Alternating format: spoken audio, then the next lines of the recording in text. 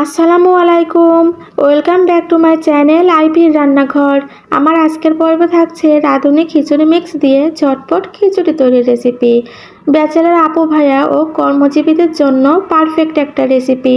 কোনো বাড়তি মশলা ব্যবহারের ঝামেলা ছাড়াই ঝটপট তৈরি করে নেওয়া যায়। চলুন রেসিপিতে চলে যাই। এখানে রাঁধুনি খিচুড়ি মিক্স 1 প্যাকেট নিয়েছি। 1 প্যাকেটে 500 গ্রাম খিচুড়ি মিক্স থাকে। প্যাকেটের পাশেই উপাদান দেওয়া আছে চাল, মুগ ডাল, লবণ, জিরা, হলুদ, আদা, রসুন। খিচুড়ি তৈরিতে যেসব উপাদান লাগে সবই দেওয়া আছে। এর অপর পিঠে প্রস্তুত প্রণালী দেওয়া আছে। খিচুড়ি মিক্সের মূল্য 150 টাকা।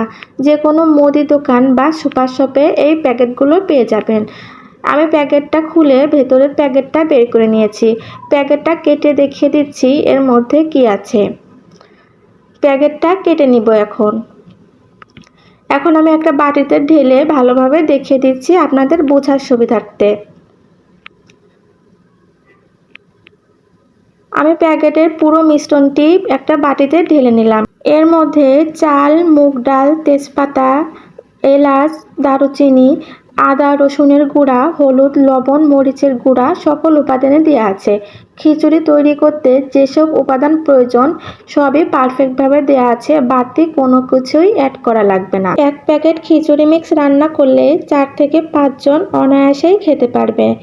এখন চুলাতে একটা কড়াই বসিয়ে এখানে 6 টেবিল চামচ পরিমাণ রান্নার তেল দিয়ে দিব। তেলটা কিছুক্ষণ গরম করে নিব। তেল গরম হয়ে গেলে এখানে 4টা বড় সাইজের পেঁয়াজ কুচি দিয়ে দেব। পেঁয়াজগুলো বাদামি করে ভেজে নিতে হবে।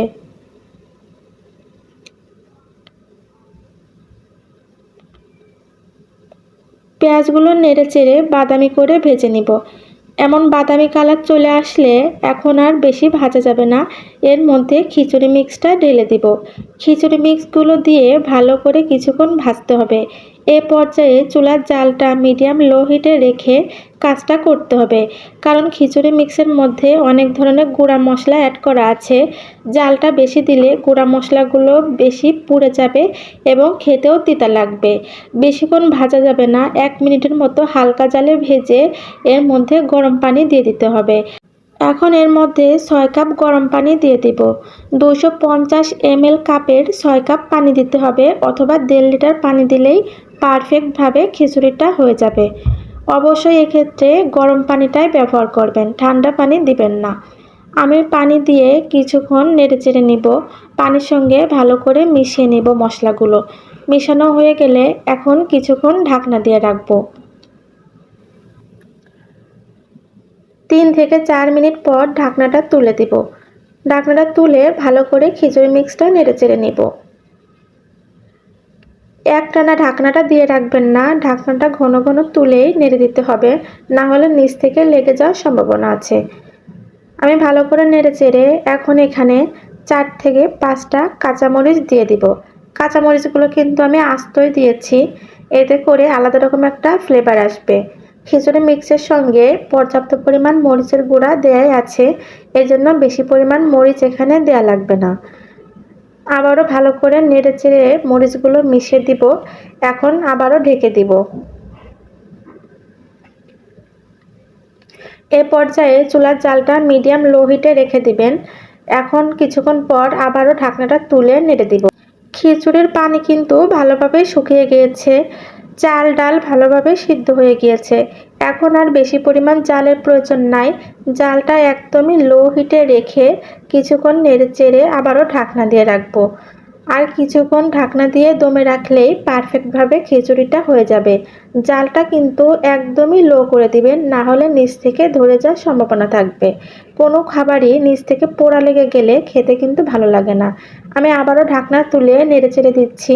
ব্যাস তৈরি হয়ে গেল মজাদার খিচুড়ি। খুবই ঝটপট এবং অল্প সময়ে তৈরি হয়ে গিয়েছে। রাঁধুনি রেডি মিক্সের প্যাকেটগুলো আমাদের জীবনযাত্রা কিন্তু অনেক সহজ করে দিয়েছে। অনেকেই নতুন রাঁধুনি আছেন, অনেক সময় অনেক রান্নায় করতে অনেক রকম দ্বিধাবোধ হয়, তারা এসব রেডি মিক্সের প্যাকেটগুলো ব্যবহার করে খুবই মুখরোচকভাবে রান্নাগুলো করে নিতে পারে। আমি এই খিচুড়িগুলো এখন একটা প্লেটে পরিবেশন করে নিয়েছি। আমি আজকে খিচুড়িটা মুরগির মাংসের সঙ্গে পরিবেশন করেছি। আপনারা চাইলে ইলিশ মাছ অথবা ডিম, গরুর মাংস যে কোনো কিছুর সঙ্গে পরিবেশন করতে পারেন। খেতে কিন্তু অনেক মজা। আশা করি রেসিপিটি সবার কাছে ভালো লাগবে। ভালো লাগলে আমার চ্যানেলটি সাবস্ক্রাইব করে সাথে থাকবেন।